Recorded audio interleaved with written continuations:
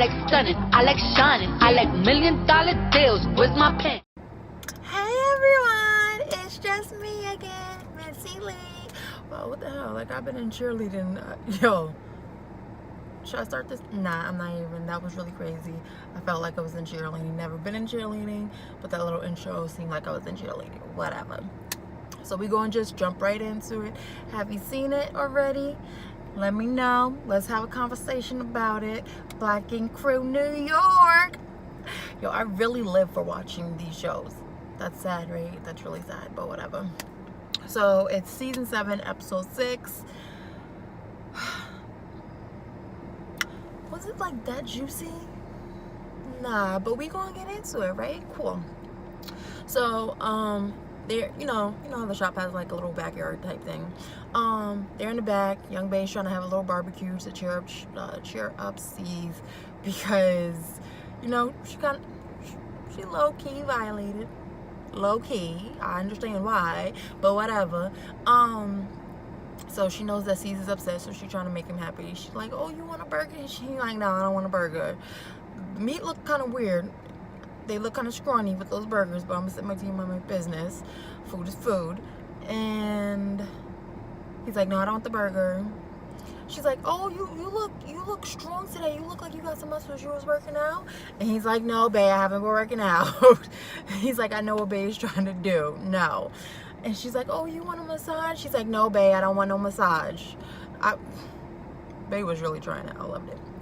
So then she tells the guys to come in to the shop. So everybody comes into the shop. Everyone is there except for Donna. Donna the only person, and Alex. Donna and Alex the only people who are not there. And was Sky there? I don't recall if Sky was there, but whatever. So they come into the shop, bet, and there's this box, like a big box, and she's like, "Oh, I have a gift for you." And then she taps the box, and before she even tapped the box, Melody's like, "Yo, that box just moved, what the hell?" So she taps the box, and this girl jumps out the box, and C's is like, "You have a mail order bride for me or something? Like, what the heck is this?" So then Young Bae is like, "You know how Jada got fired, so here's your new receptionist." So then they introduce, what's the girl's name? Toki, right? Toki. Let me make sure. Yeah, Toki, that's her name. These people and their names, they're very interesting. I need to know people's governments, I'm just saying. So she introduced Toki, and then Toki is like she like Hulk smash coming out the box. It wasn't even no kind of cute type stuff. So then C's like, "Who's this?" She's like, "Oh, this is the new receptionist." C's was like, "I'm about to fire your behind. How you hiring whole new people?" And Babe was like, whoa, what?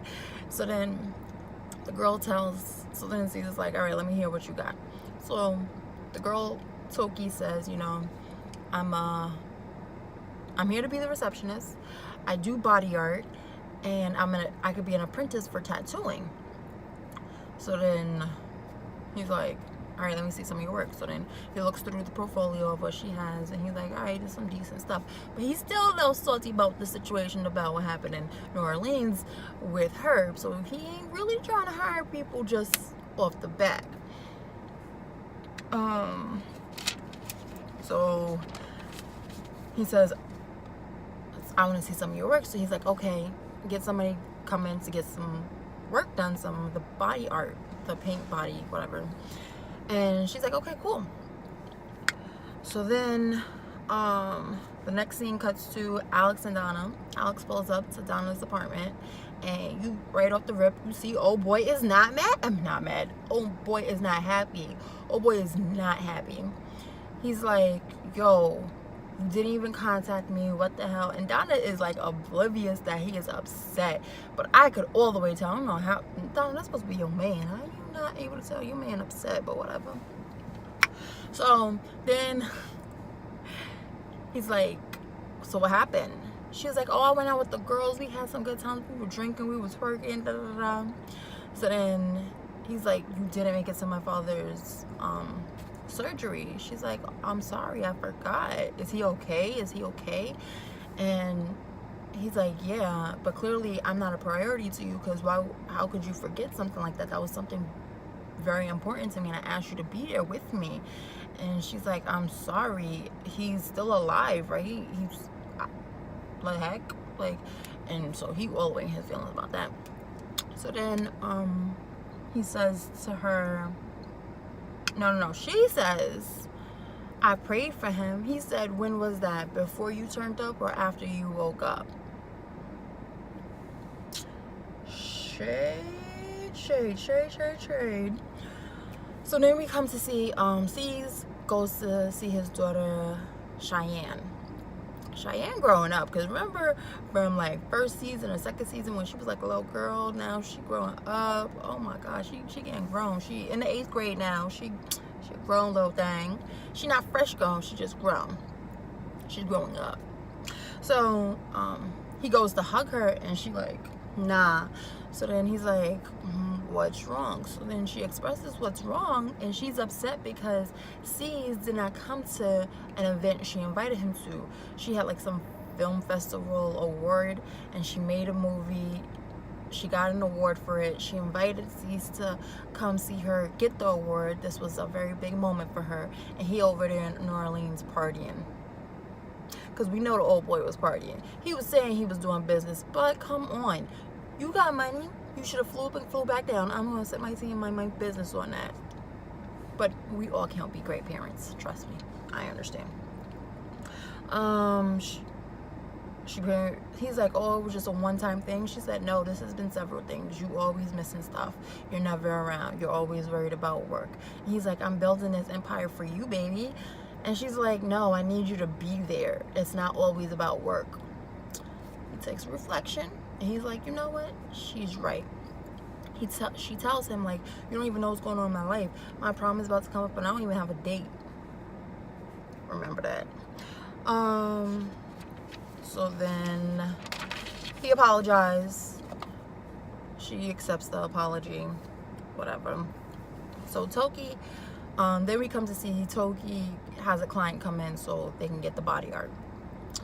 And she wants some kind of like water koi fish type thing. So the client comes in, sees sitting on the couch. Everybody's sitting on the couch. Yo, everybody stay sitting on the couch. There's barely any work being done in that shop, but I'm gonna sit my here and mind my business. Client comes in like, Toki, your purse is here. So then he's like, oh, well, I need to leave in 2 hours.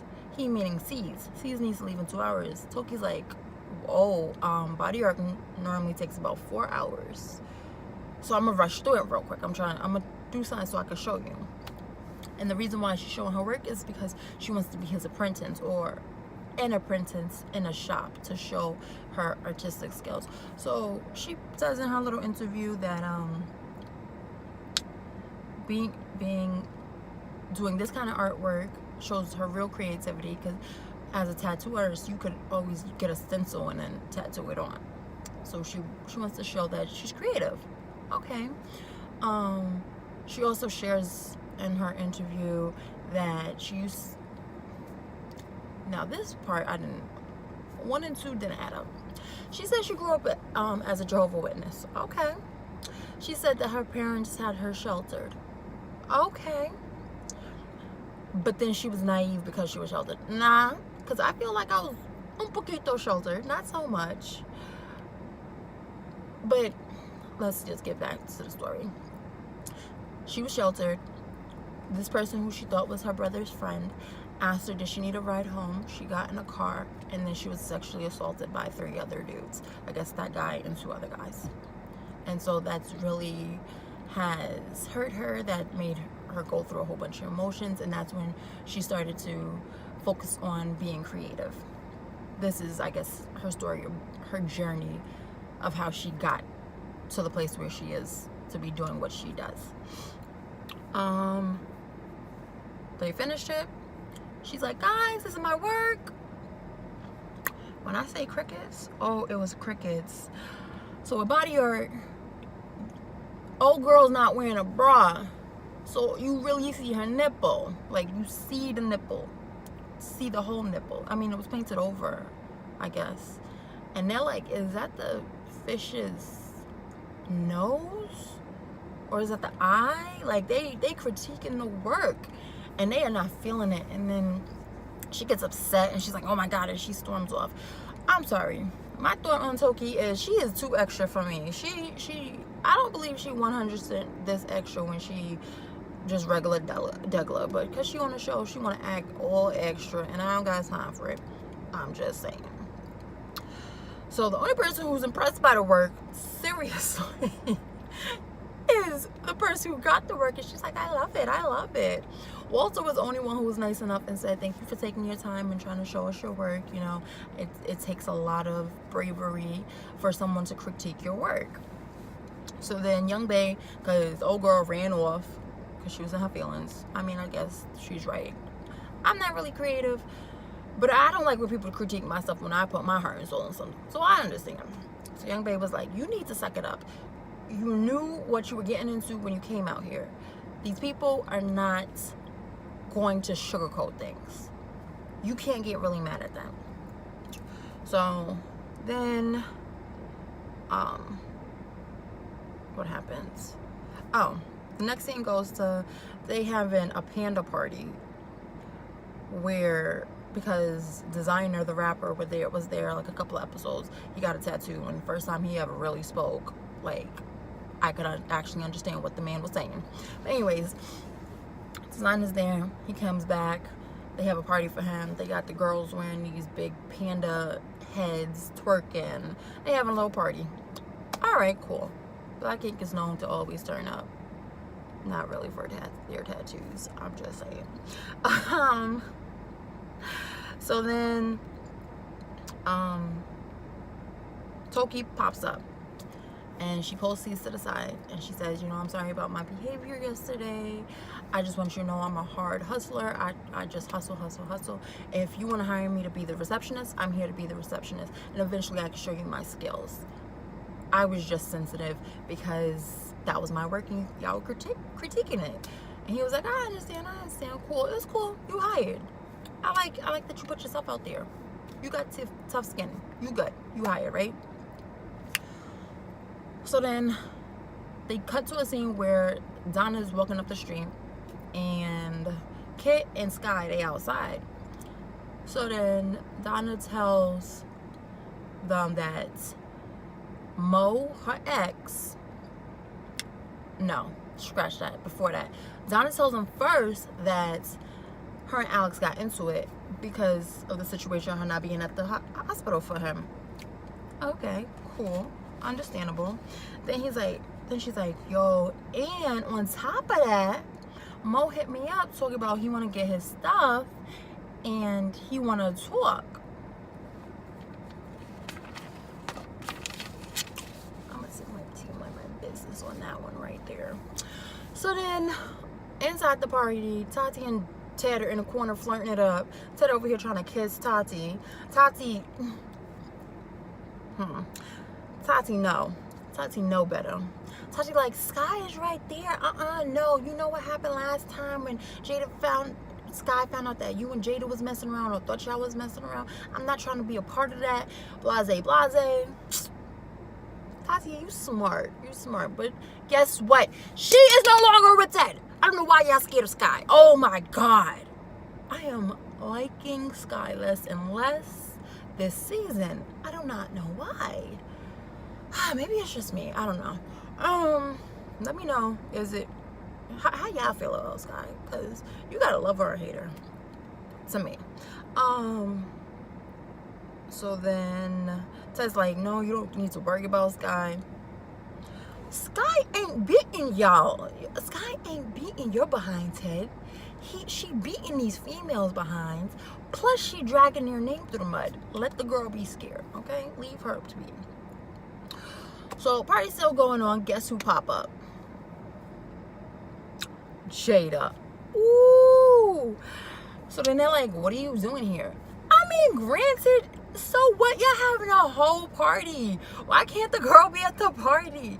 So then they're like, you were fired. Why are you here? Okay, there's mad people in this little scene that don't even work at Black Ink. So what you talk about? You were fired. These people don't work here either. Let Jada just party and then address the situation later. So then she's like, oh, you can't fire me because I'm pregnant and that's against the law. True. So then he was like, nah, no one knew you were fired when you got pregnant, so nah. So then the new girl comes about and she's like, hi, I'm Toki. And then Jada has something slick to say, and then they start scrapping. Jada, you claim you're pregnant, but yet you over here having whole fist fights dragging girls or attempting to drag girls, but yet you're pregnant. Really? Jada, get it together. Get it all the way together. I'm sorry. Nah. I'm sorry, Jada needs to get out her feelings with that. So next scene, yo, this episode went by real fast. So next scene is he's pops up at his daughter's house, his baby mama's house, and he's like dressed up. Nah, he really was not dressed up, because if you look at it, old boy was wearing a black t-shirt and a blazer. But I'm gonna set my tea and mind my business on that. But whatever. And some funny looking shoes that clearly was name brand, but they look ugly. I'm sorry. Just because it's name brand don't mean it looks good. So the daughter was so appreciative of that, which was very, very cute. I'm not even gonna lie. He had a corsage. I was going to say croissant. He had a corsage for her. He told her, like, you know, this is the first time I've ever done this for someone. I didn't go to my prom. She's so appreciative. He's taking pictures with her. The baby mama and him are in better terms. They're all three of them are taking pictures. It's cute. It's a cute moment. It's a cute moment. He tells her, I got you a limo. She's like, oh, hey. And then he tells her, I know you don't got a date, so I'm about to be your date. So then she's like, okay. But then he says, I've been practicing my dance moves. And he starts to floss. First off the rip, I'm just letting y'all know, I cannot stand that dance. My son does it all the time. Old boy is 6. That dance move is not for the old people, okay? When you're 10, you stop doing that dance. I'm sorry. That's what happened to the good quality dances. Shoot, can we do some kid and plays or something? I don't know. We then see Donna get. So remember, Donna's supposed to be meeting up with Mo. Donna at her house, folding up his stuff. Like, why didn't y'all? How long ago did y'all break up? That he don't got his stuff yet, and I'm pretty sure he don't want the. How much stuff? It looked like a whole laundry bag full of stuff, right? So she folds up his stuff. She's yet to tell Alex about Mo might be coming over. Mind you, her and Alex don't live together, but you should tell your new man that your ex-man wants to come over and pick up his stuff. I'm just saying. So it's like maybe a half an hour, and she's like, where is he? So then she texts him. Then some time goes by, She says it's 2 hours has gone by. She called him. It goes to voicemail. She calls him again, and he picks up, and he's like, hello? And she's like, yeah, when you coming to pick up your stuff? Yo, he cursed her out like, what the fuck are you playing with me for? And hung up. Yo, I really believe he never had any intentions of picking up that stuff. I really believe he never even contacted her. That's just my opinion. I don't know. Because the way he blasted her, nah. Unless he's psycho, one or the other. So she in her feelings, she takes the bag of clothes and throws it over the balcony. Okay, Donna, you doing too much. I love you though, but you doing too much. So then Tati invites Sky out. And she's like, oh, how you doing, Sky? Sky's like, oh, my nipples itch. either that means that I'm coming into some money or I'm about to get some bad news. I ain't never heard that superstition before. I ain't never heard that before. I've heard of your palm itching, meaning that you about to get some money. But I ain't never heard of titties itching, and nah, never heard of that one. But whatever. So then Tati tells her, you know, me and Ted, we've been talking and we like each other, and I just want to let you know because she pretty much said, I seen how you dragged Jada and I ain't trying to get dragged. That's what she should have just said it just like that, but she sugarcoated some stuff. So then Sky looked like she about to go crazy. She puts her head down, she puts her head up, she got crazy eyes. Sky got crazy eyes. And she says to her, I appreciate it. That's girl code. Sweetie, everybody has smashed Ted damn near in that shop. Donna smashed Ted and you didn't drag her. So why'd you go after Jada? But I'm gonna sip my tea and mind my business on that one. So Sky was like, you can have him. I don't want him. I don't even like him like that. Whole lies, because when the fight was going down, when in New Orleans, she said, where my nigga, because I want to suck his D. And then she found Ted and she said, how you doing? She was okay, but you don't like him like that, right? I'm gonna sip my tongue and mind my business. So then we see Jada pop up at the shop, ready to work. Yo, old girl ready to work. I find that so funny that she's ready to work.